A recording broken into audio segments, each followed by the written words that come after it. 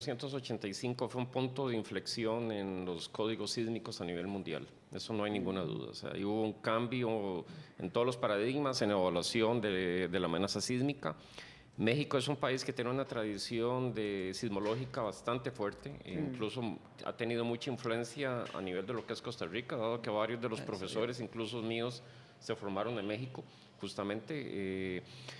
Pero, bueno, México por la condición de haber sido construido sobre el antiguo lago del lago Azteca, ahí donde se construyó el edificio, pues no se esperaba, claro, esta resonancia en la que entraron los edificios. En el año 1985, particularmente los edificios mayores a 15 pisos.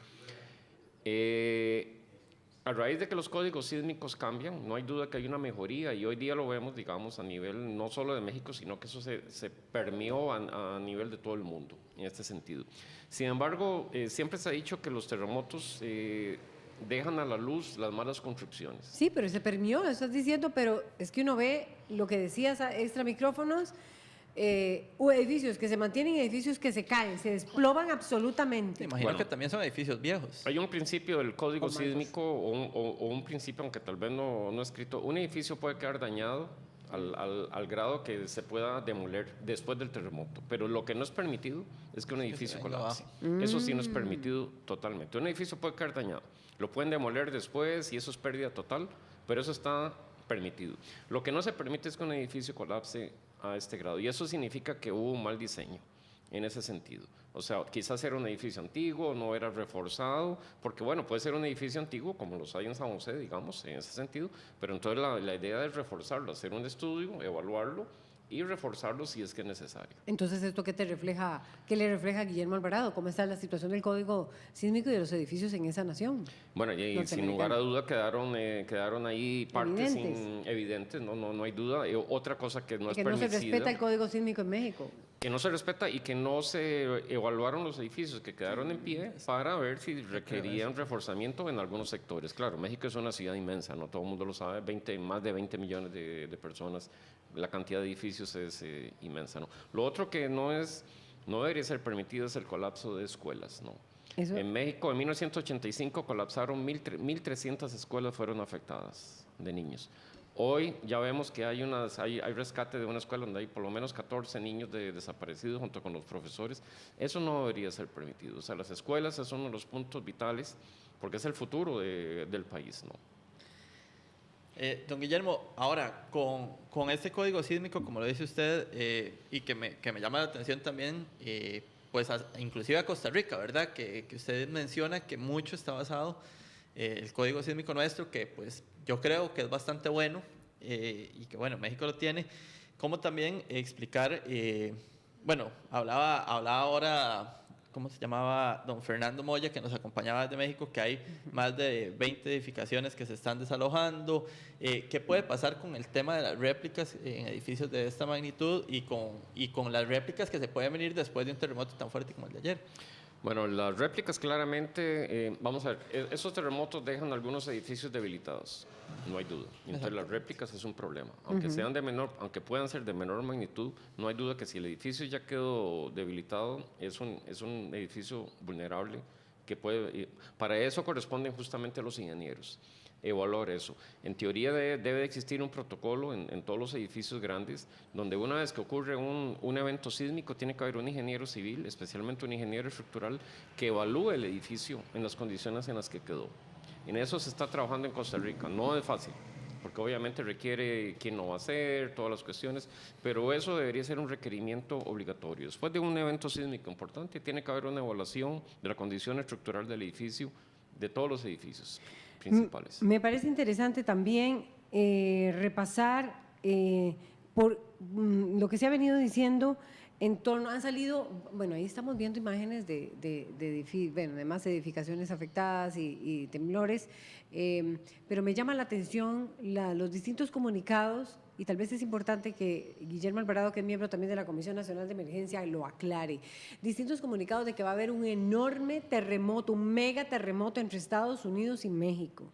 Otro comunicado, que es información que sale de las Naciones Unidas supuestamente, no entiendo por qué las Naciones Unidas. Y otro comunicado que dice que nos alerta de que tenemos que utilizar y prepararnos porque viene también una serie de terremotos en Centroamérica. Quisiera la visión de un experto, un doctor en geología, para que nos ponga en perspectiva esta serie de informaciones que salen después de grandes acontecimientos, de grandes eventos sísmicos como este. Hay personas que manejan este morbo, porque esa es la palabra, un morbo nefasto, ¿no? De que después de un evento de estos ya saben cómo redactar estos comunicados, porque a mí, digamos, yo los guardo a veces, incluso, digamos, porque ya es persona que tiene cierto grado de culturización y redacta los comunicados, se aprovecha de nombres de instituciones, incluso logos y cosas de esas, y redacta un comunicado que parece real, ¿no? En ese sentido. Obviamente tiene alguna información real. El problema es la cultura de la gente. Si la gente no está bien informada, pues estos comunicados tienen, de cada 5 líneas hay una falsa, ¿no? Pero meten 5 líneas verdaderas. Entonces, claro, cuesta dilucidar, discernir qué es lo falso ahí de los comunicados. Y salen mucho después de las erupciones volcánicas, después de los huracanes, de los terremotos y todo, para simplemente es un morbo para asustar a la gente. Los terremotos ocurren y seguirán ocurriendo. Y en nuestro país ocurre un terremoto cada 4 años. Y si pasaron 4 años y no ocurrió, pues no ocupo decirlo de que en algún momento va a ocurrir. Pero ese no es el problema. El problema es, las edificaciones están bien construidas, donde yo estoy viviendo o donde yo estoy trabajando. Esa es la pregunta que uno tiene que hacer. De ahí en adelante, si está bien construida, la probabilidad que a uno le pase algo es muy baja. La tasa de muertes en Costa Rica por terremotos es de 1 persona por año. Digamos, en 5 siglos, solo han habido 600 muertes en 5 siglos por terremotos en Costa Rica. Es una tasa de mortalidad bajísima. Por día, estoy hablando de una muerte por año, 1,2 personas por año. Por día mueren 2 personas en accidente de tránsito en Costa Rica. O sea, la probabilidad y la preocupación es mayor de morir por un accidente de tránsito, por una corriente en el mar o por criminalidad o cáncer, que morir por un terremoto si la edificación está bien construida. Muy importante esa aclaración. También queríamos ver la información, pero que tiene que ver con cuál es el origen de y vos nos mandaste una imagen muy interesante, un pastel de estos que mandan los geólogos, sobre el origen de este terremoto en México. Estaba viendo que hay una relación de la placa de Cocos. ¿Qué origina este terremoto en México? Efectivamente hay un proceso que ya es conocido, digamos, por la mayoría de la ciudadanía costarricense, que es el proceso de subducción, ¿no? El proceso de subducción, lo que tenemos es una placa, que en este caso es la placa del Coco, que es justamente la misma placa que se sumerge debajo de Costa Rica. Centroamérica. ¿No? De Centroamérica, exactamente. Es la misma placa, compartimos la misma placa, que es la placa del Coco. Esta placa del Coco se sumerge en México a un ángulo relativamente bajo, y a unos 300 kilómetros de distancia la placa se sumerge a un ángulo mucho mayor. Justamente en ese cambio fue donde se dio el terremoto ahora de este pasado 19 de septiembre a una profundidad de unos 50 kilómetros, 51 kilómetros. A diferencia del terremoto de 1985, que es un terremoto en el límite de las placas, este terremoto ocurre dentro de la placa del Coco. No ocurre en el contacto de la placa de Norteamérica con la del Coco, sino dentro de la propia placa del Coco. Ahí hay una falla que se denomina una falla normal, no vamos a explicar eso, simplemente es un tipo de fractura, de falla dentro de la placa que rompió en un área de 50 por 20 kilómetros y con la magnitud que ya conocemos, que es de 7.1. La energía se canaliza hacia arriba. En vista por el tipo de movimiento de la falla, la energía se canaliza hacia arriba. Vemos que la Ciudad de México está prácticamente debajo del epicentro, más o menos en términos generales. Está a unos cientos de kilómetros.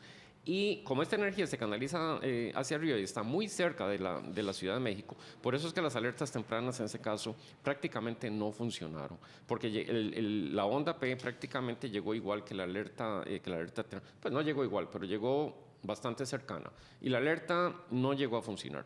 Exacto. Favorablemente hubo una... Estaban en las costas, es la información que tenemos. ¿Perdón? Las alertas estaban también en las No, costas, el equipo. La alerta está en todo el país, digamos.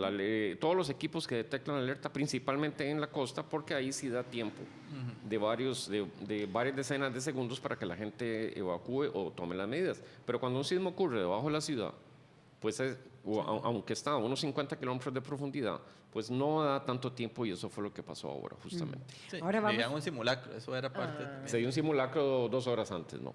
Ahora vamos con las reacciones de lo que generó este terremoto, porque el Popocatépetl hace erupción tras el sismo. Vamos a ver si tenemos esas imágenes y si además un doctor en vulcanología nos lo puede explicar.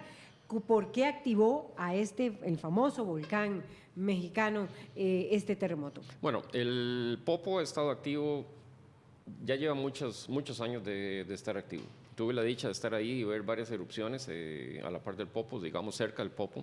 Es un volcán que ha estado más o menos permanentemente activo. Cuando un volcán está metaestable, o sea, es decir, que está ahí prácticamente como cuando uno llama el vaso lleno, ¿no? Que está ahí y viene un movimiento de estos y lo puede llegar a activar. Si el volcán no está en esa condición, simplemente no pasa nada. Aquí ha pasado casos en los cuales han habido sismos y han activado ciertos volcanes, por ejemplo, el Rincón de la Vieja. ¿Por qué? Porque estaba en ese momento metaestable, que véame y no me toques porque pasa algo justamente. Y entonces se dio la actividad. Ahora tuve contacto con el director de la Escuela de Geología de la UNAM, que es el director ahora, que es un colega, vulcanólogo también, y bueno, me dijo que en realidad está estable. O sea, hubo una erupción o lo que sea, es más noticias hasta el momento de que en realidad lo que se presentó. O sea, no ha habido nada salido de lo normal. Es normal entonces. Es normal que ciertos volcanes se activen porque están en un proceso. Eso lo que está indicando es que el volcán ya está próximo a tener una pequeña erupción como pasó ahora. Simplemente lo que hace esto es adelante el reloj. Don Guillermo, ¿se ha programado algún tipo de encuentro, de reuniones entre especialistas de la región hasta la zona mexicana para poder hablar un poco más sobre esta temática? Casualmente yo le conté a Laura que desde el lunes, antes del terremoto, ya hay una reunión en el ANAME con un grupo de aproximadamente 20 sismólogos del área del Caribe y de América Central, también sismólogos de España y de Italia, donde se está haciendo una revisión de los estudios de amenaza sísmica de toda América Central.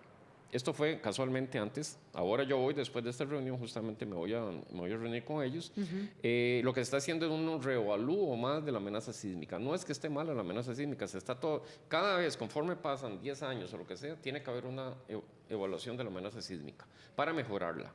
Y estamos en esos 10 años. Estamos en esos 10 años justamente, ya hemos realizado varios estudios, han salido todo esto, ahora se quiere una evaluación de nuevo, donde se involucra a todos los de América Central y el Caribe para que esto después sea aplicado a los códigos sísmicos del país. Y ahora permíteme preguntarte a propósito de esa evaluación sísmica, porque nos mandaste también una información muy interesante, Guillermo, y es que decías que las ondas sísmicas de terremotos grandes se registran en las estaciones sismológicas de todo el mundo, y está el registro de ella en Costa Rica. Ahí teníamos una imagen, no sé si dará chance de poderla pasar, pero se registró en Costa Rica. ¿Cómo puedes explicar eso? Y si este terremoto de alguna manera activa o genera cambios en torno a Centroamérica. Ok, vamos por 2 puntos.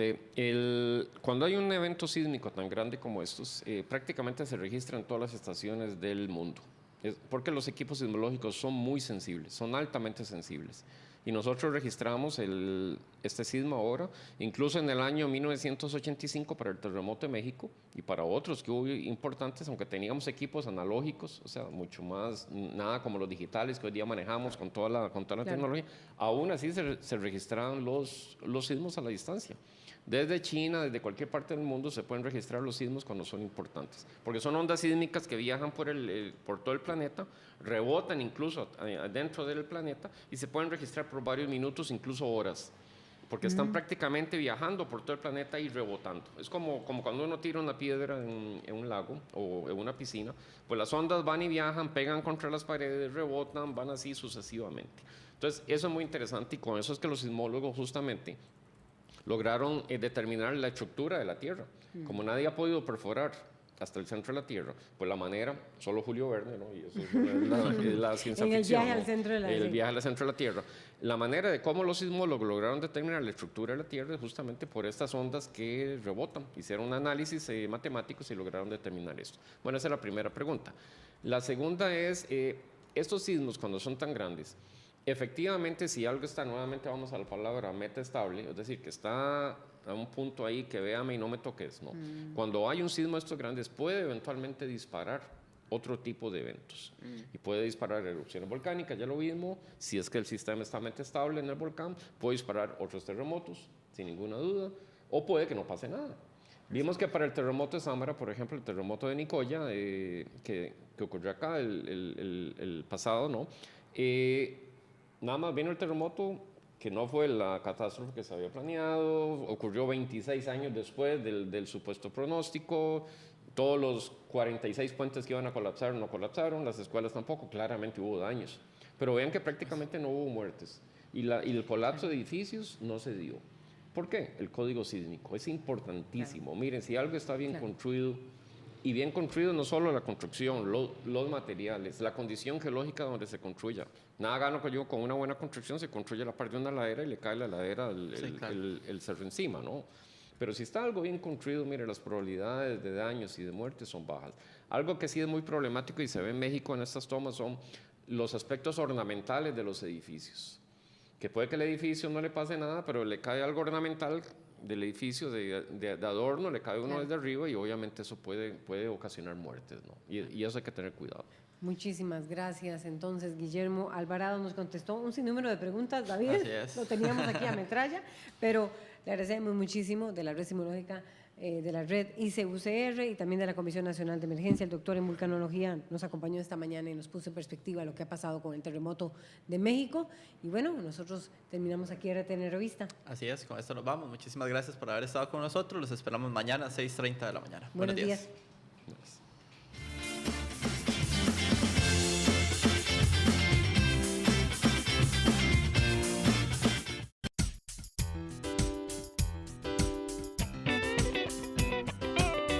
A continuación, Promuévete.